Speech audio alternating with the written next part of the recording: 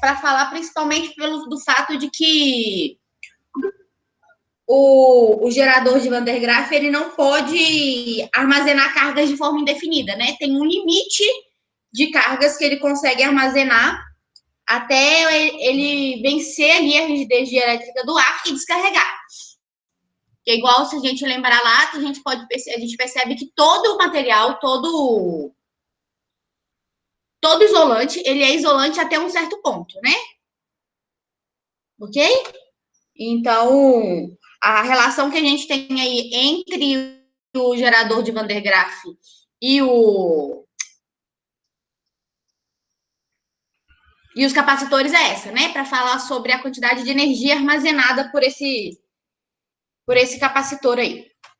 Ok? Deu para entender, Ana? Tirar a dúvida que você tinha aí?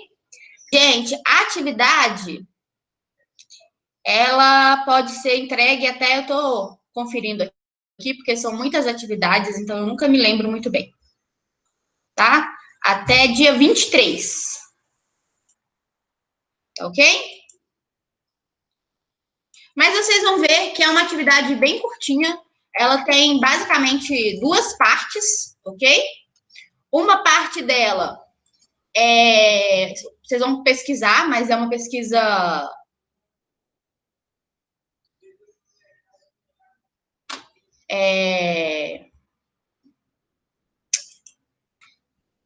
rapidinha, que é só sobre o campo magnético da Terra e sobre as aurora boreal e aurora polar. E algumas perguntas para vocês responderem, mas são todas perguntas fechadas. São 4 perguntas fechadas para vocês responderem. Então, assim, vocês fazem isso no máximo 1 hora. Tá ok? Então, é para entregar até dia 23 a atividade. Eu vou postar o link para vocês, talvez ainda hoje, no máximo amanhã. Tá? Eu posto essa atividade para vocês fazerem.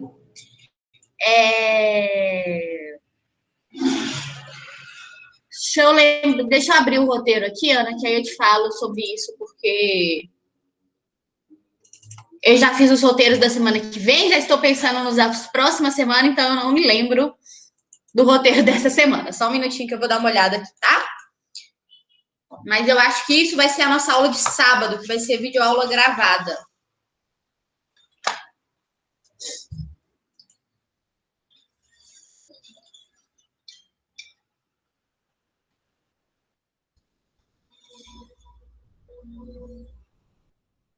Tá.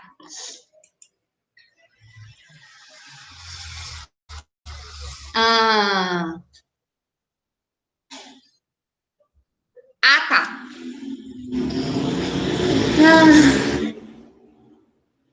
A gente já terminou a matéria de termodinâmica, Ana, porque a gente já terminou o volume 2 da apostila de vocês. Espera só um minutinho. Primeira série. Terceira série, volume 2. Isso, que foi o módulo B4, Leis da Termodinâmica. Isso a gente já viu, já tem umas 2 semanas. Umas 2 ou 3 semanas, ok? Mas a gente faz o seguinte, eu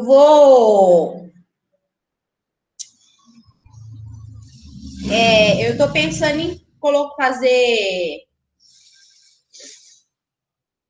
Eu vou conferir depois, Ana, por que não tá no YouTube, tá? Eu vou conferir lá as aulas, eu vou conferir isso hoje à tarde, tá? Tá faltando as aulas dessa semana, mas eu acho, essa eu tenho certeza que eu coloquei. Talvez ela não esteja na playlist da turma de vocês. Eu vou conferir e falo com vocês. Tá. Tá. Eu estava falando sobre a matéria, sobre o que eu estou pensando em fazer, né? A gente vai ter prova semana que vem, né? A prova de bloco. E eu estou pensando em fazer marcar uma aula extra, ok? Pra gente fazer tipo uma revisão para isso daí. Mas aí eu preciso ainda é, conversar com a escola para a gente resolver isso. Mas aí eu aviso vocês, tá? Vai ser uma aula, pessoal, assim, provavelmente vai ser à tarde, para não atrapalhar nem as minhas aulas, nem as aulas de vocês, mas aí eu falo, não vai ser uma aula obrigatória também, não, tá? Vai ser só para quem quiser participar, para tirar dúvida, essas coisas assim. Ok? Bom, pessoal, vamos começar com a matéria de hoje, né?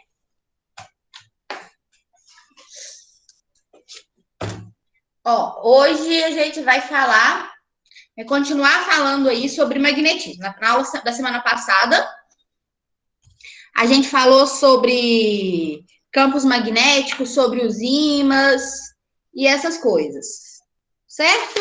Hoje a gente vai começar a falar um pouquinho sobre a relação que a gente tem entre eletricidade e magnetismo. E aí isso a gente começa a falar lá na página 88, que fala sobre a experiência de, de Oersted, ok? Essa experiência, gente, ela aconteceu por volta do ano de 1820 e durante o Oersted ele não estava pesquisando especificamente sobre isso, mas ele percebeu que quando ele tinha um fio e esse fio ele era percorrido por uma corrente elétrica, ele influenciava no comportamento de uma bússola que estava próxima a esse fio, ok? Então, isso foi uma experiência assim meio que por acaso, tá? E aí ele percebeu isso, que sempre que eu tinha uma corrente atravessando um fio, essa corrente ela interferia no funcionamento de um ímã, ok? E aí, olha só, é...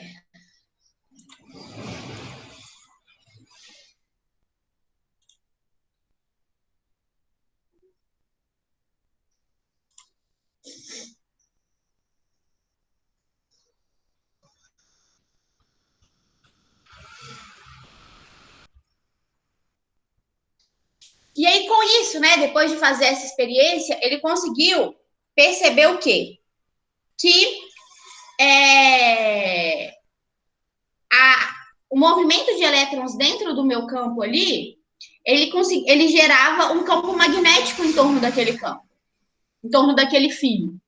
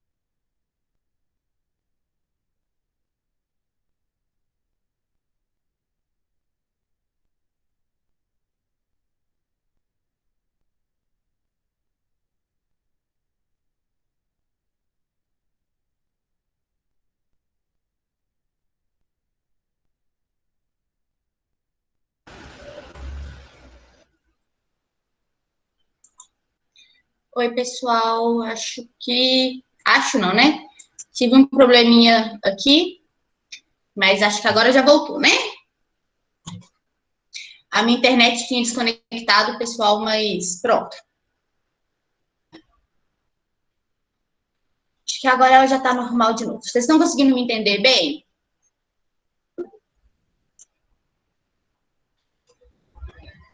Tá, então olha só, vamos lá. Eu estava falando sobre a experiência de hóspede, né?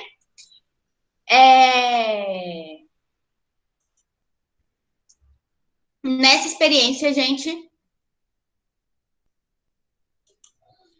ele percebeu, então, que quando a gente tinha um movimento de elétrons, a gente tinha ali essa questão, né? De uma corrente elétrica atravessando um fio, essa corrente elétrica influenciava no comportamento de um ímã, ok? E aí, a conclusão que a gente pode tirar disso, que foi a conclusão que o Oersted tirou, é o quê? De que a corrente elétrica, que é esse movimento de elétrons ali dentro de uma região, gera em torno desse fio um campo magnético, ok? E aí, nesse momento, surge o que hoje a gente conhece como eletromagnetismo, que é, assim, praticamente a base de toda a tecnologia que a gente utiliza hoje, ok?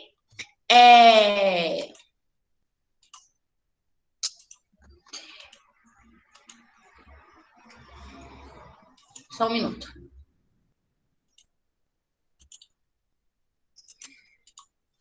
Então, o livro de vocês aí mostra, né, uma figura da experiência feita por ele e mostra exatamente isso daqui, olha só.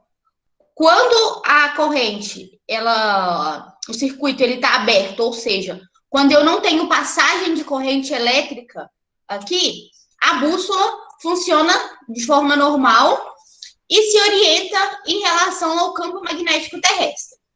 A partir do momento em que eu fecho o meu circuito e eu passo a ter uma corrente passando ali pelos meus fios, eu passo a ter um movimento ordenado de elétrons ali atravessando o meu fio, é possível, a gente percebe que a bússola ela sofre uma alteração na posição dela, o que gerou nessa descoberta aí do Oersted. E aí temos algumas observações sobre isso, que é que toda carga elétrica em movimento gera um campo magnético ortogonal à direção do movimento, ok? Então, a gente vai perceber aí que essa direção do meu campo magnético, ela vai estar sempre orientada ali em volta desse fio, ok? E o vetor campo magnético é sempre tangente às linhas de indução magnética. Então, essas são as duas características aí que a gente tem sobre isso daí, ok? E aí, o que a gente vai ver agora, o que realmente importa aqui, são os campos magnéticos que a gente tem em volta desses fios, né? Que a gente chama aí, a apostila de vocês fala sobre alguns campos magnéticos importantes. Então, a gente vai entender agora aí como que se comporta esse campo magnético em torno desses materiais. E aí, gente, a primeira coisa que a gente precisa entender aqui é porque a gente vai usar nomenclaturas para falar sobre campo. Por quê? Como eu falei com vocês na última aula, o campo magnético em torno, quando a gente está trabalhando campo magnético, é uma grandeza que ela é tridimensional. Então, quando a gente for falar sobre campos magnéticos, a gente vai sempre pensar em campos que estejam entrando ou saindo aqui do meu papel, da tela do computador, no nosso caso, ok? Então, quando eu estiver falando sobre grandezas que estão saindo da minha folha de papel ali, ou seja, grandezas que estejam perpendiculares à minha tela ou à minha folha e saindo dela, a gente vai usar essa nomenclatura, uma bolinha com um pinguinho aqui no centro. Quando a gente estiver falando de grandezas que estão entrando na minha tela, que estão nessa direção assim, né? Entrando na tela, a gente vai utilizar essa nomenclatura que vai ser uma bolinha com um X no meio, ok? E isso vai ser importante para a gente poder determinar aí. Isso serve para qualquer grandeza física, ok, pessoal? Então, se, por exemplo, eu quiser falar sobre um fio, que eu posso desenhar o fio ou dessa forma, né, que ele está aqui, um fio, ou um fio que ele esteja assim, perpendicular à minha folha, e aí eu vou desenhar ele dessa forma aqui, ok? Então, nesse caso, eu sei que eu tenho um fio ali nessa direção. Então, isso daqui é só uma questão de nomenclatura que a gente vai aí pensar aí para facilitar os nossos desenhos nessa parte da matéria. E aí, olha só, pessoal. O primeiro campo magnético que a gente vai pensar é o mais simples de todos, que é justamente o campo magnético que a gente tem em volta do fio. Então, como eu disse para vocês, olha só, o campo magnético aqui, ele vai estar, toda vez que eu tenho corrente passando por um fio, eu tenho aparece em volta desse fio um campo magnético. E como o campo magnético é uma grandeza vetorial, a gente precisa determinar para essa grandeza o módulo, a direção e o sentido, ok? E aí, para a gente determinar direção e sentido desse vetor, a gente vai usar uma regrinha que a gente chama de regra da mão direita, que é o seguinte, olha só, tá ilustrada na figura aí. Vamos pensar que eu tenho o meu fio aqui, ok? O meu dedão vai ficar na direção aqui, ó, da corrente elétrica. Então, vamos supor que eu tenho um fio aqui sendo percorrido por uma corrente elétrica e que a corrente esteja nesse sentido aqui. Ok? E aí, para a gente determinar a direção e o sentido do campo, a gente vai abraçar esse fio com a nossa mão. Então, olha só, como a gente está vendo na figura aqui. E aí, o que vai acontecer nesse caso, pessoal? A minha corrente na figura tá para cá. Então, embaixo dela aqui, eu vou ter o quê? O campo entrando na minha folha de papel. Ok? E em cima, então, ó, ele vai entrar e sair. E em cima, ele vai estar aqui saindo. Então, eu vou ter essa representação para o campo gerando ali. E isso, pessoal, vem desse fato aqui, ó. A gente está representando aqui nessa figura de forma bidimensional uma coisa que acontece dessa forma aqui, ó. Essa figura tá lá na página 89 da apostila de vocês, essa que eu vou colocar aqui agora, tá? Então, olha só, nesse caso aqui, o que a gente tem? Olha só, eu tenho aqui, ela vai ficar um pouquinho embaçada, mas acho que dá para vocês perceberem, que eu tenho aqui, ó, um fio, certo? E esse fio está sendo percorrido por uma corrente. E a gente percebe aqui, olha só, que essas limalhas que estão colocadas em volta do fio aqui vão se orientar em volta dele de forma circular. Então, olha só, se eu pensar na regra que a gente estava falando, na corrente para cima ou para baixo aqui, tanto faz, porque a gente só vai conseguir ver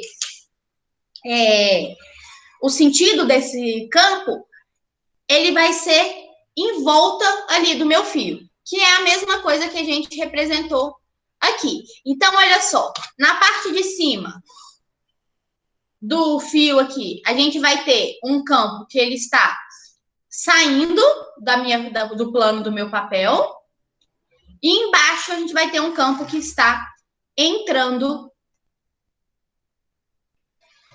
no plano da minha folha. E aí, pessoal, a gente pode fazer isso também pensando numa corrente que esteja ao contrário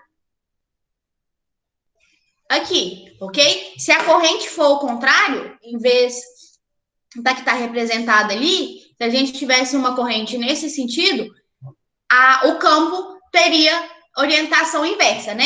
Ele estaria entrando na parte de cima do meu fio e saindo na parte de baixo dele aqui. Ok?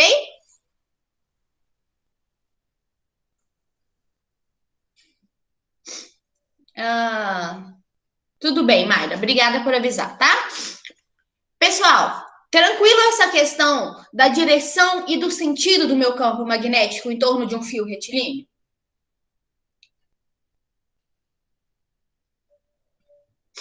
Tá. Então, agora a gente vai pensar no módulo desse campo magnético, ou seja, em como calcular o valor desse campo. O módulo dele, pessoal, é campo magnético. A gente vai sempre representar pela letra B, ok? Então, esse campo magnético que tem ali, ele vai ser calculado utilizando aqui o Mi, que é uma constante que está relacionada aí com a permeabilidade magnética do meio que envolve esse fio, ok? Então, o meu Mi depende do meio que eu tenho em volta, se é o ar, se é algum tipo de líquido, ok? E nesse tipo de experiência, a gente costuma usar a glicerina em volta, porque fica mais fácil de fazer essa visualização. Então, o meu Mi, que depende aí do meio que a gente tem, vai depender também do valor da corrente elétrica que a gente tem passando pelo meu fio, ou seja, quanto maior for o valor da corrente, maior vai ser o meu campo magnético, o que faz muito sentido, né? Se a gente pensar que quanto maior a corrente, mais elétrons eu vou ter passando pelo meu fio, então eu vou gerar um campo magnético em volta ali maior. Isso dividido por 2πr.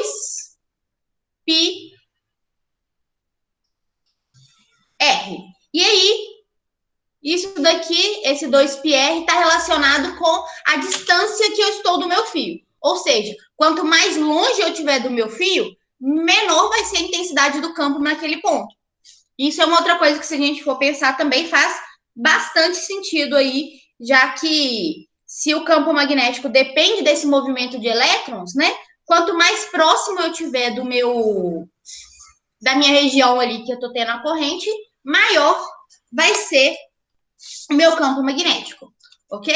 E aí, pessoal, a gente tem aí disso daí a nossa unidade que a gente vai utilizar para campo magnético, que a minha unidade de campo vai ser o Tesla, ok?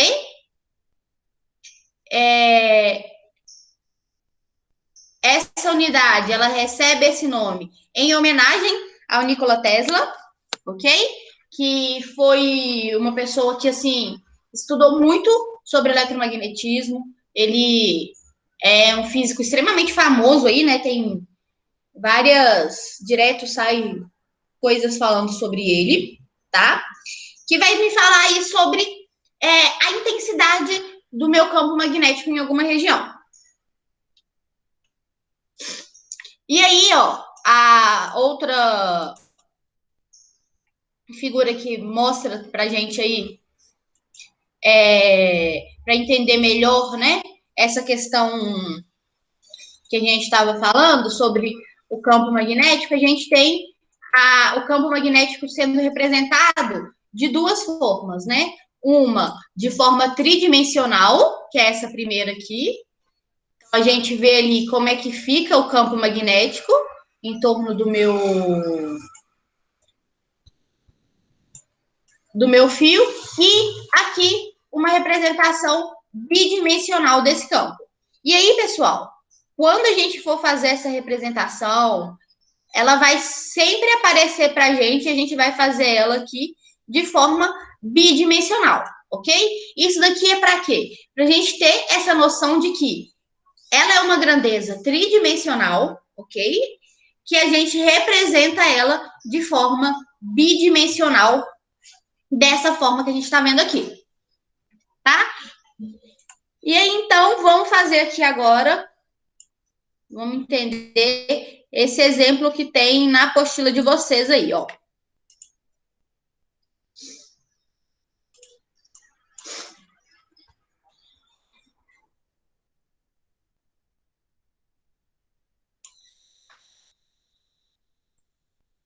E aqui ele fala, ó, um fio longo percorrido por uma corrente elétrica I gera uma distância R, um campo magnético de valor B. Determinar o campo resultante das correntes indicadas nos pontos M, N e P. Primeira coisa que a gente vai fazer aqui, pessoal, é determinar a direção do meu campo magnético em relação a essas figuras aqui. Ok? E aí, para a gente começar isso, eu preciso saber, vamos lá. Vamos ver se vocês entenderam bem aí. Com relação ao fio aqui, ó, a corrente em vermelho. Do lado de cá, o meu campo magnético vai estar entrando ou saindo do plano aqui, do computador, da apostila de vocês aí. Lá na página 89. Eu quero saber qual que vai ser o sentido desse campo aqui. A direção a gente sabe, né? Ela vai ser aqui perpendicular ao meu fio. E aí, então, isso mesmo, Brenda, ó. A gente tem aqui, ó, corrente para cima.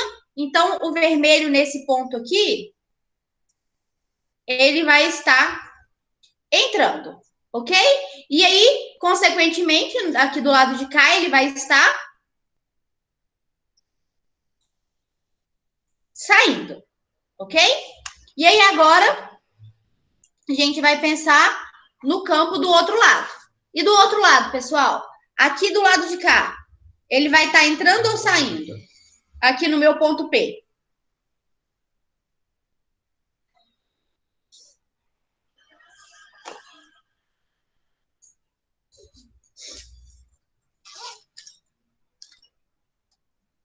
No meu ponto P, ele vai estar saindo, né? Porque aqui a corrente é ao contrário, então ela vai entrar do lado de lá e sair aqui. Então ela vai sair aqui e entrar aqui. Então, olha só, o que a gente tira de conclusão disso daqui? Que no meu ponto M, a gente vai chamar aqui de 1, aqui de 2. Fio 1 e fio 2, ok? No meu ponto M, o campo em M vai ser gerado pela corrente 1, ok? No ponto P, o meu campo em P vai ser gerado pela corrente 2. E aqui, o meu campo no ponto N vai ser gerado, vai ser a soma dos campos da corrente 1 mais o campo da corrente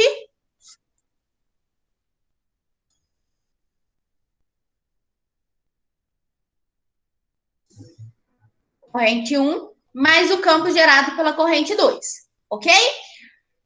Por quê? Aqui, ó, os meus dois campos têm mesma direção e mesmo sentido. Agora, se essa corrente aqui, pessoal, fosse na mesma direção da primeira corrente, o que ia acontecer?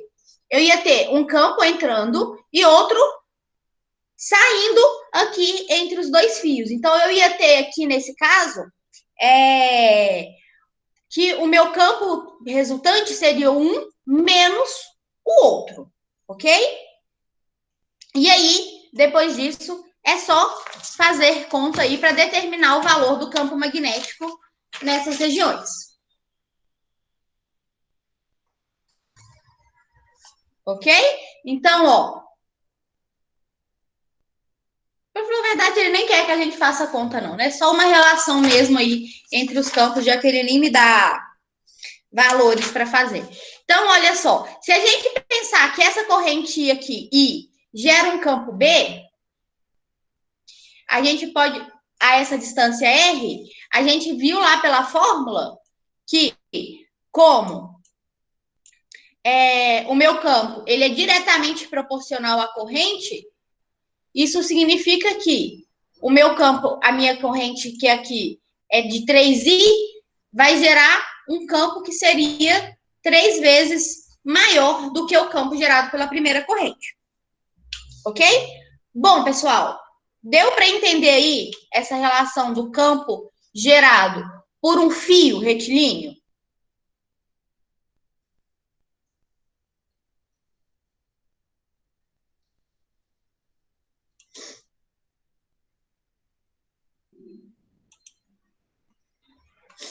Tá. Agora, a gente vai estudar o campo que é gerado quando, em vez de eu ter esse fio retilíneo, eu faço esse fio fazer uma, uma espira circular. O que significa isso, pessoal?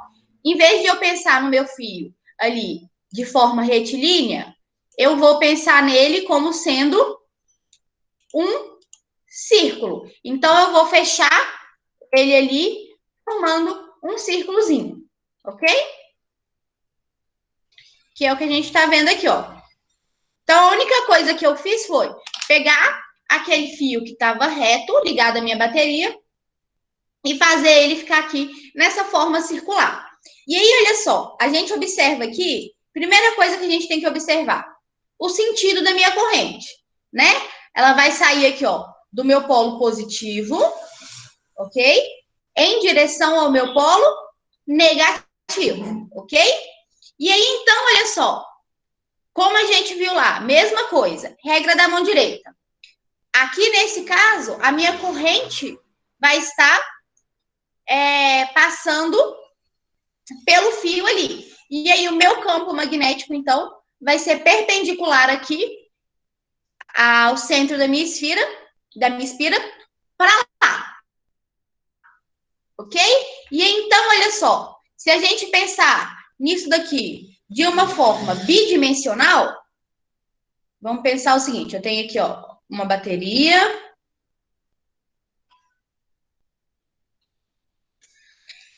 Aqui positivo e aqui negativo. E aqui a gente tem outra que aqui vai ser negativo e aqui vai ser positivo. Vamos pensar no primeiro caso aqui, pessoal.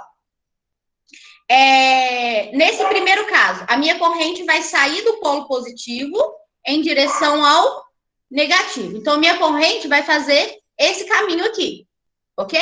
E então, ó, se eu colocar os meus dedos aqui na direção da corrente, eu vou ter que o meu campo vai ser entrando no plano do computador aqui, ok? No caso de cá, a minha corrente vai ter esse sentido, ok? E então, ó, ela vai ser para cá. E aí o meu campo vai estar aqui saindo do meu plano de papel. Sim, Brenda, a gente vai pensar aqui no movimento de elétrons, né? No movimento da minha corrente elétrica, que é esse daí, do positivo em direção ao negativo, ok? A corrente, nesse caso aqui, a gente vai sempre pensar nela dessa forma aí, ok? E aí, nesse caso, pessoal, o meu campo magnético B ali vai ser igual a... Vai ser a mesma coisa que a gente tinha lá. A mesma coisa não, né? Vai ser bem parecido, que vai ser que o meu campo magnético dentro da espira, a gente vai pensar nesse campo aqui sempre dentro da minha espira, nesse caso, vai ser o Mi, que é o mesmo que a gente viu lá, que depende do meio que está em volta da minha espira, vezes o valor da corrente que está passando por essa espira, dividido por 2R, ok? E aí, pessoal, o que acontece aqui, olha só, é que no interior da minha espira, o campo vai depender da corrente que a gente tem e do raio da minha espira ali, ok?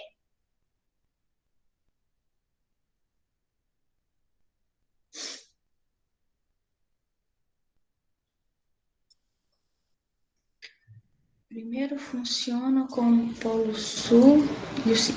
Não entendi sua pergunta, Vitor.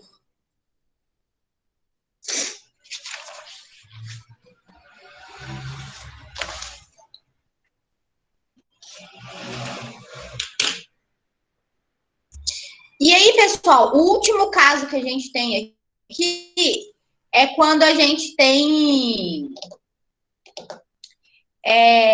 um que a gente chama de solenoide. O solenoide, pessoal, é simplesmente eu pegar ali esse fio e em vez de fazer uma única volta ali,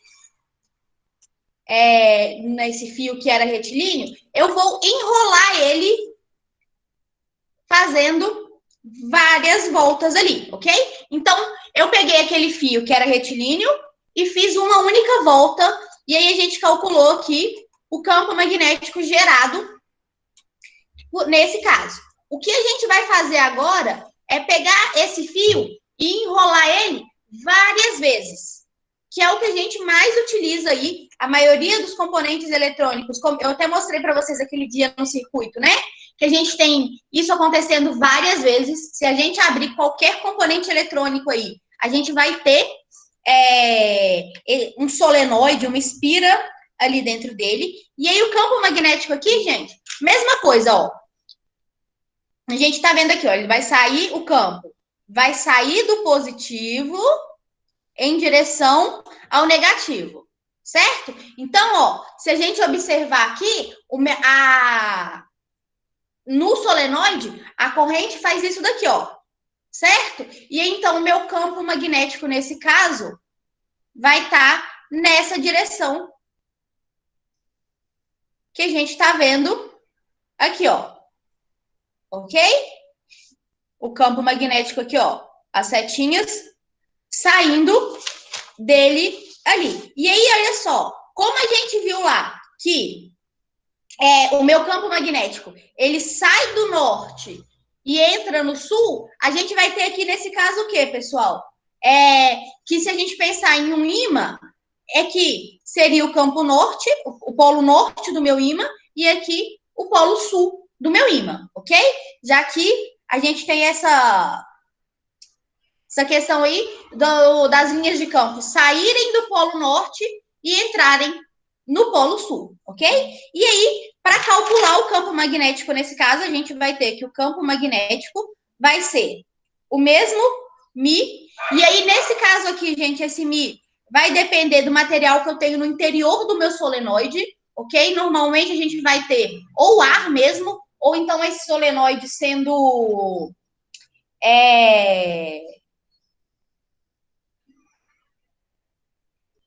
de algum metal, tá certo?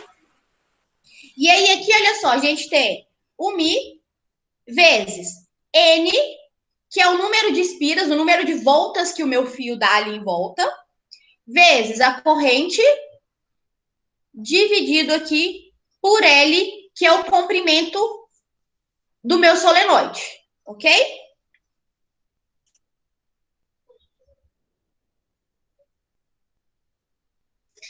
Vou fazer chamada agora, Brenda. Só estava terminando isso daqui para gente conseguir encerrar o conteúdo que eu tinha previsto para a aula de hoje. Gente, deu para entender? Tá tranquilo? Para nossa próxima aula da semana que vem, eu vou tentar, eu acho que eu tenho fios de cobre aqui, mostrar para vocês um exemplo de solenoide e mostrar como que fica o campo gerado por esse solenoide, que é o que a gente chama de eletroímã. Ok? Bom, pessoal, eu vou fazer chamada e aí a gente encerra a nossa aula de hoje, tá ok? Se alguém tiver alguma pergunta, quiser fazer alguma pergunta, é só ficar aí depois da chamada. Quem não tiver nenhuma pergunta, tiver tudo ok, assim que eu chamar o nome, pode ir saindo já, tá? Então, vamos lá. Albert,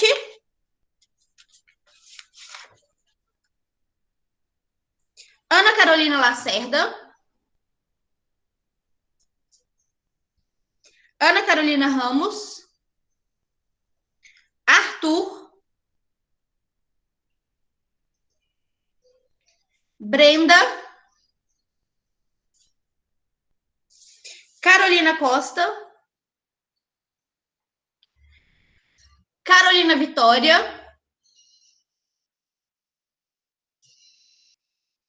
Caio,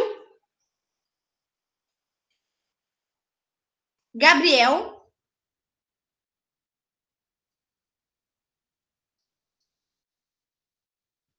Giovana, Isabela, Júlia, Larissa, Letícia, Luiz, Mayra, Marcela, Matheus de Carvalho, Matheus Leiane, Matheus Lopes, Melissa,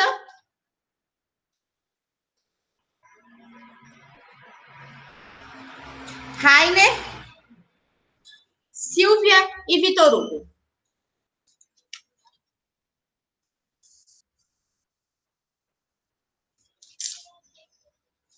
Ok, pessoal? Alguma pergunta?